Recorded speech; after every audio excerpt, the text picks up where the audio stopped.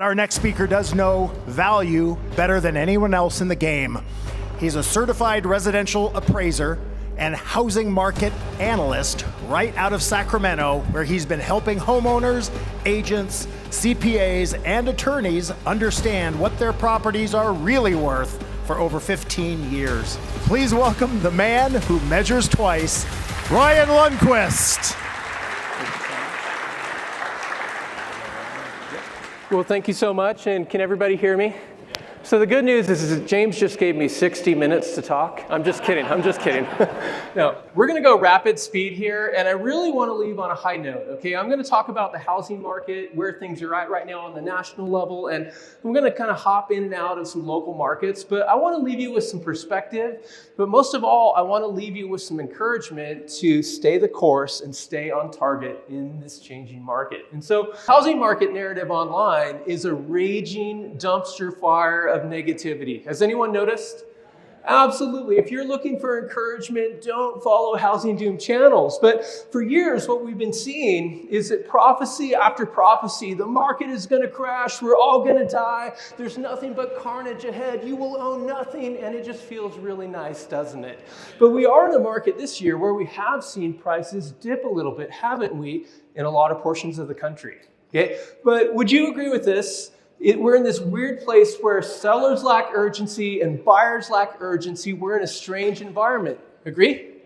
Fantastic. But I would say the market, a good way to describe it, is that it feels stuck in so many portions of the country. But I'd also say that we've had a temperature change lately where the market is soft, but it's not as soft as it was. Like me, I lost 5 pounds over the summer, and me and the market are the same thing right now, all right? But what we've been doing is that we've been waiting for this collective Indiana Jones moment in the housing market. And the narrative for 3 years now has been just wait, rates are going to come down, and it's going to replace this softening market, and it's going to be so awesome, right? And it's totally happened. No, it hasn't, okay? Except there's been a little bit of relief lately with slightly more pendings that has led to slightly more sales. Can we just get a golf clap for that? Okay, maybe not something major. We rejoice in the small things, okay? But when we look at the national housing market, you look across the country, and I hope you can read the small font, but you can see areas that are up in blue from 1 year ago, and then areas that are down in red. Okay, the down areas, the usual suspects we've been reading about. We got our Floridas and Texas. California has been joining the ranks. And the areas that are up, you know, like Midwest, Northeast. And so the market is not the same everywhere. Now, when we take all of these markets together and we look at the national median price, which represents thousands of local markets, we're up 2% from 1 year ago. Yay or not. But there's a lot of there's some markets that are down, some markets that are up. And you might think, I really hate the median price. You like the Case-Shiller index, and guess what? That one is up about 2% from 1 year ago. And you might say, I really hate the median price and the Case-Shiller index. We want to look at the Freddie Mac price index, which is also up by 2% from 1 year ago.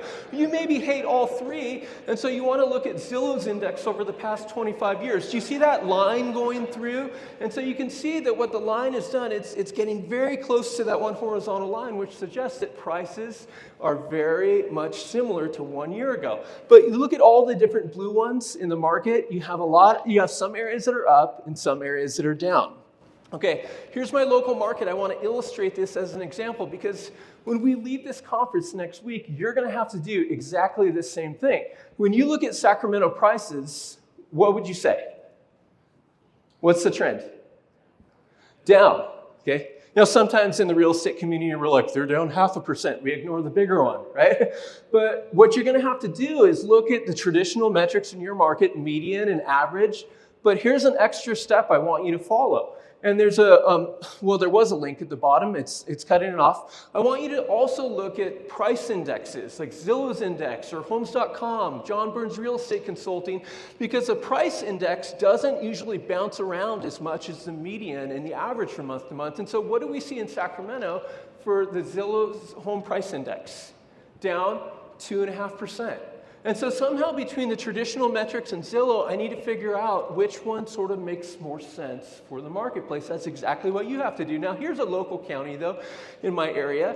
And what do we see in El Dorado County? We're so back, baby. Up 4 to almost 10%. But there's one big problem that I think can happen in anywhere in the USA. Do you see the very bottom row? What do you see in that yellow box? Do you see how homes were 10% larger in size this year? And so it's not that prices are up, it's that larger, more expensive homes have sold, which is actually a national trend, and that's pulling up the median and the average, so we have to be super careful with that. And what's happening, though, is that we're ping-ponging back and forth, we're pickleballing, whatever we do, and the market's down, and then the next month, just kidding, the market's flat, just kidding, the market's up, and it sounds really manic, so we have to stay grounded in the numbers. Okay, by a show of hands, though, here's my real purpose today. Who has ever had a Hot Pocket? Yeah? Has anyone had one over the last week? Because then I know you have teenagers and you're raiding that freezer or you're living your best life, right? So here's my favorite way to describe the housing market, because what happens when you take out a Hot Pocket from the microwave too early? What's the temperature like? Yeah, it's uneven. There's one spot that's totally frozen in ice. There's one spot that's blazing hot, and then there's other spots that are just lukewarm. Got to leave it in for that amount of time. But the housing market is just like that. Please use this analogy because not every property type is the same. Are condos experiencing a little bit of a colder vibe right now? Absolutely. And so what's happening with the luxury market or entry-level market, what's happening in Nashville versus Sacramento or wherever could be a different vibe. Hot Pockets. And so when we look at new construction, by the way, who has sold new construction over the past year? Let me see your hand. Okay. When you look at new construction and prices, what are the two areas that are doing best in the country? You see, the Northeast and the Midwest. And what area is doing the worst in terms of prices being down? Yeah, it's my home. I can attest this stat is very realistic. Nationally, we could look at this and be like, hey, the national trend is down 1%, but that doesn't really help if you're in the Midwest or if you're in Northern California. And so we want to speak definitively Hot Pockets, okay? Here's a different way to look at it. Any spot, this is from Resi Club, that's dark red, that shows that prices are down more from 1 year ago. Any spot that is dark blue shows that they are up more from last year. And any spot that's more yellow or whatever color that is, my wife says I'm colorblind, that's more balanced from last year. So Hot Pockets, the market isn't the same. Let me show you some quick markets. All these graphs show Zillow's price index from 2021 onward, year over year. Dallas is down by how much? Okay, let's wake up just a little bit. How much? 5%. Okay. And what about here? We got Ada County plus a whopping 4%. Okay. We got Cleveland. Let's just yell it out. Come on, guys. Let's get some energy. Okay, absolutely. Yeah, Selma. Whoa, yeah, glory. Okay, Lee County, Florida. These are for single-family homes. Let me show Lee County in Florida for condos. Could the vibe be different for condos? Absolutely. Okay, we got Palm Beach, single-family detached homes down. Okay, and then Palm Beach condos down. Is that a way different stat? Absolutely. Okay, and then we've got Denver, plus, barely up. Okay, and we've got other markets, Orange County, California, barely up. Alameda in the Bay Area, where the Raiders used to be home, and they're not anymore. And then Alameda, and they're totally gonna, well, I don't know, let's not talk about the Super Bowl. But we can see that the market is different in every place. Now here's, I think, a really good tip. And I know everyone's tired. They're like, can this guy just get off the stage? This is really practical, okay? What I'm encountering is we need to talk about the shape of the market. Here's a local example. I had someone last week who said, I bought in 2021. I've heard that real estate goes up 5% every year. They were expecting equity, but when you look at this chart, when they bought in late 2021, prices are about the same. And so I can show the shape of the median price in Sacramento to speak to that. Or I can say mid-2022 at the very peak, hey, there's a good chance that you're lower. Or at that trough at the end of 2022, there's a good chance that you're higher now. And so whatever you look at, find the shape of the market, its median or some sort of Zillow price index. You got to do that because we're going to have these conversations. Just don't be rigid, because could condos look different? Absolutely. Could the luxury market look different? For sure. Okay. So the market narrative, though, is that prices have gone down very quickly. I think it's been a slow burn. Okay, can you believe that prices are only down this much in some markets after 3 years of this? Unbelievable. Okay, so my second reason for being here is I want to ask you, who has ever worn Obsession cologne? Okay? I have a broker friend who was like, that's what the club smelled like in the 90s, right? And I think she's right. My last local example that I want to show, though, when you look at Sacramento, what do you notice about housing supply today compared to our obsession with the bubble? What's your observation? A little bit different. And so what we're expecting online, a lot of people are expecting 2007 results with 2025 stats. And we've got to be careful. I'm not trying to sugarcoat the market. Hey, we're going to be fine. We have enough to see prices dip. It's a different vibe, though. And when you look at the median price, it was able to scream down very quickly because we had so much supply on the market. But right now, it's felt more stuck, but we're getting a little bit of relief. And so let's say this together, because I think this is a really good way to describe a lot of the market in the country. So let's say not crashing like 2007, not flexing like 2021, and softer than 2019. Okay, that's a vibe, all right? But unfortunately, we have a lot of sellers who are like, I identify as a seller from 2021. Makes your job really challenging, right? But the narrative in real estate has been, trust me, bro, rates are coming down. Yeah, and that's happened a little bit lately, but it's been a slow burn. And then, of course, we have a lot of drama going on in the White House. Trump's like, you're such a loser. Stop keeping rates higher, Jerome, But when we look at rates, they're a little lower, and it's a reminder that we get a little bit more of the market back when rates go low. But the sobering reality, if you go to a mortgage calculator at 5.5%, you're going to shave off a couple $100 or so. The person who can't afford the market and they're $1,000 from affording the market, a couple $100 doesn't make that much of a difference, all right? Now, what could make a difference in rates is if we have more jobs carnage. And so if you notice over the past 3 months, what we've seen is less job formation in the country, okay? Jeopardy real estate question, why don't we have September data? Because the government's not working, yeah. Shout out to them, right? But we're in a place where, too, we watch inflation data. What happens with inflation can also impact this, all right? Here's a really good follow on social media, Lance Lambert. If you're not following him, please follow him. But I love what he says here. If U.S. income spiked 60%, we'd return to pre-pandemic housing trends, okay? If prices fell 38%, we'd also return. Or if mortgage rates fell to 2.23%, then we'd be back to pre-pandemic affordability, right? That's pretty sobering, and I'm not trying to be discouraging. What I want to be is realistic to go, hey, you know what? This is a big message. Stop putting your hope in low rates, okay? And focus on the market that's here, right? Can I get an amen for that? Okay? The problem that we're having is that so many people are so focused on the future that they're missing the present. And so a lot of times it's like in life, we're like, hey, you know what? Life is going to be so much better when I retire, when I close this deal, when I buy this house, when I get in this relationship, when I get out of this relationship, when the kids aren't in middle school anymore. Like, all of these things are understandable. They're human stuff. But we've got to be careful that we're not missing the present because of what could happen in the future. Okay? Positive news, though, do you see purchase applications have been rising over the past 6 months. And this is sort of a leading indicator to hopefully get more buyers. Now, it hasn't made much of a difference all year except for about the past 60 days where we've had more buyers. So again, tiny little golf clap, okay? All right. But the discouraging news, you look, do you see that uptick on the very right side of the chart? That's what it looks like from the early 90s. And so we're basically at mid-90s levels of purchase applications, and this is the leading indicator. As soon as we see more buyers coming in on a massive level, then we'll be like, okay, boom time, it's time to go, okay?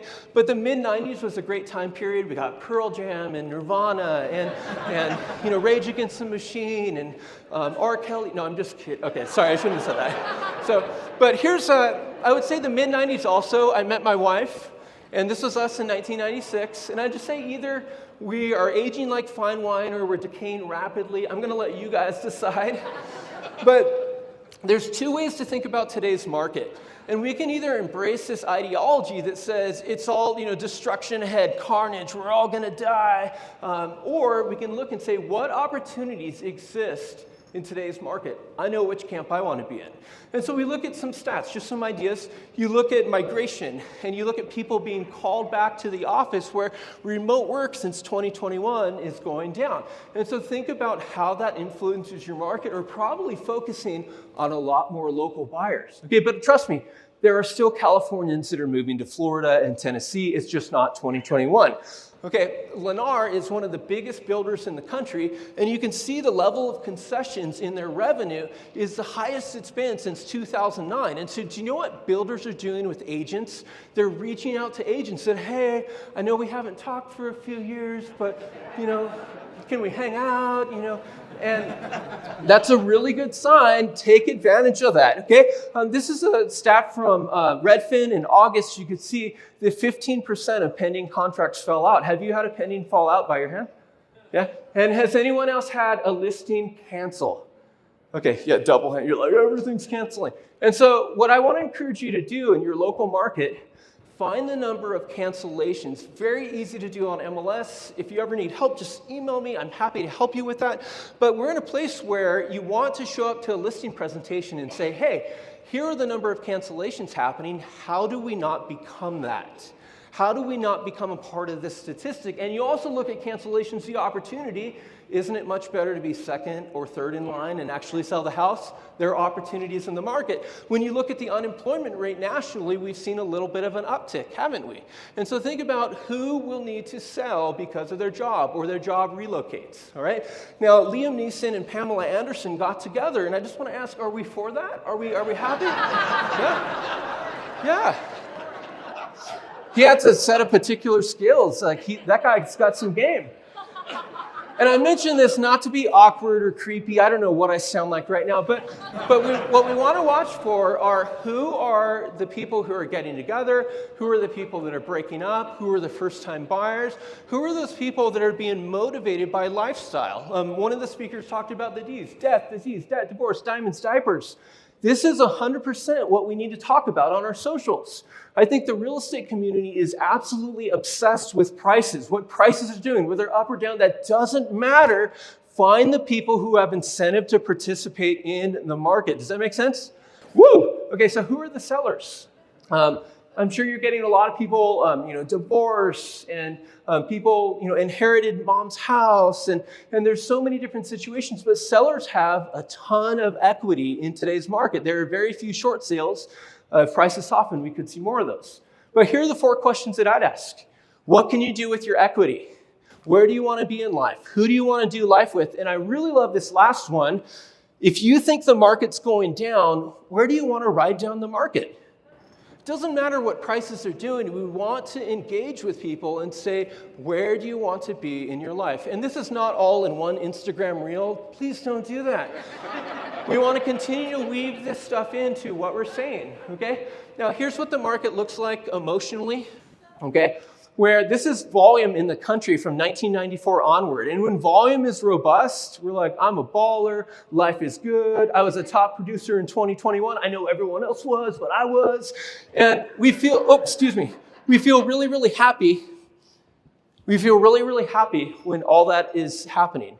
But the reality of today's market, you look over the past 30 years, there's portions where real estate gets really hard. It's been a hard season for 3 years to not have very much volume. I don't know why it keeps going back and forth. I'm sorry. Okay, there we go. But I would say that the real issue here is that we want to pursue, regardless of what the market is doing, is contentment. How do we find satisfaction regardless of what the market's doing? Okay, that I can't tell anyone how to do that. That's the goal. We don't want, our daughters to come up and say, hey, Mom, why are you so cranky lately? Well, honey, volume's been down for 3 years. Or Dad, why are you doom scrolling every single night? Well, you've heard that real estate has been tough for 3 years. At some point, we need to do some self-analysis. How do we find contentment? Okay, this is what home buyer demand looks like. I look forward eventually to not sharing this meme in October. But I think in the words of Maury Povich, the verdict is in, sales volume sucks. It's just the reality. And you are the baby's daddy, right? But I'd say a few years ago, buyers were walking on eggshells around sellers, over-asking, waiving contingencies, needing to stand up. But today, sellers are walking on eggshells around buyers. The price has to be right and all that. And so let's use language that connects with consumers. Talk about eggshells, right? This is what it looks like, though, when buyers walk away from sellers who are playing games. I heard 2 weeks ago about a buyer who walked away. The seller would not give a $2,500 credit. Not that the seller has to, but we're in a market where you might get one buyer, right? And so I think we're in this Morpheus, sort of the matrix position. And sometimes sellers are like, hey man, I'll take the red pill, fine. I'll lower the price. I am not offering a concession. I just say, I think we're in a market where we need to do the purple pill and do them both if the market requires, right? Okay, I have a closing few slides because I know we need to get done here. When you look at delinquency rates, do you see that there's a slight uptick? There's nothing major. We don't have all-time high residential delinquencies, but we want to pay attention to our people. Here's, I think, a sobering image that shows where consumers are at. We sort of need to let our Grinch hearts grow and have empathy for people. Do you see in blue credit card delinquencies rising? And do you see in green auto delinquencies rising? And what the heck is going on in red with student loan delinquencies? A few months ago, the Trump administration said, you guys are going to pay us back. And the interesting part is that, do you know who's struggling the most with autos and credit cards? Younger people. Gen Z is killing it. Do you know who has the highest level of student loan delinquencies? Age 50 and up. And so let's pay attention to our people. Here's a vibrant trend happening across the country, though. And I really want you to pay attention to this. Sellers have backed off the market. I'm not talking about sellers who are canceling their listings. Sellers have started to not come to the market as much, which is why I said the market is soft, but it's not as soft as it was. And here's what it looks like nationally. Do you see the red line in red? And this comes from Redfin data. Excuse me, the blue line at top is 2025. And you see the orange line, the second line? That's 2024. These are the number of new listings. And for the first part of the year, through almost May, we started to see more new listings. We're like, this is great. Sellers are thawing out. But do you see what that blue line has started to do nationally? It's starting to flirt with last year. And there's a lot of local markets where it's actually going below. And so we've seen seller behavior change due to uncertainty. All right, when you look at the number of listings, I'm going to zoom through some markets. These are 2016 and onward. And I want you to just look, are we back to 2019 levels or not? Here's Orange County. Still a relatively low number of listings. Here's Dallas. Do you see how Dallas has, passed even 2016 levels?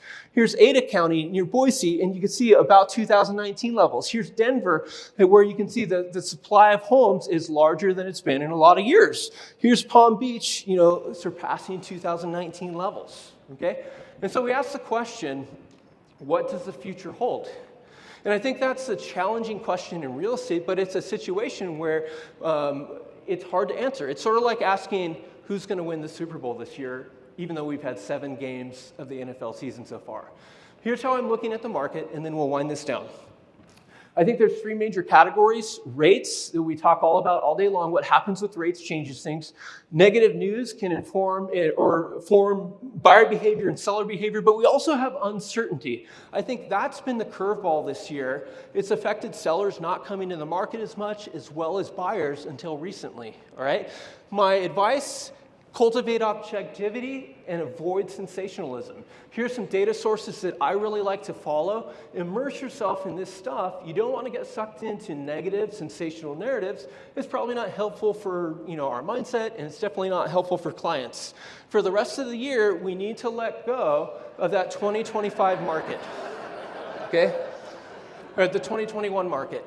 And there was space for Jack on the Raft, I'm just saying, okay? Closing unsolicited advice, here it is. Focus on opportunities instead of negativity.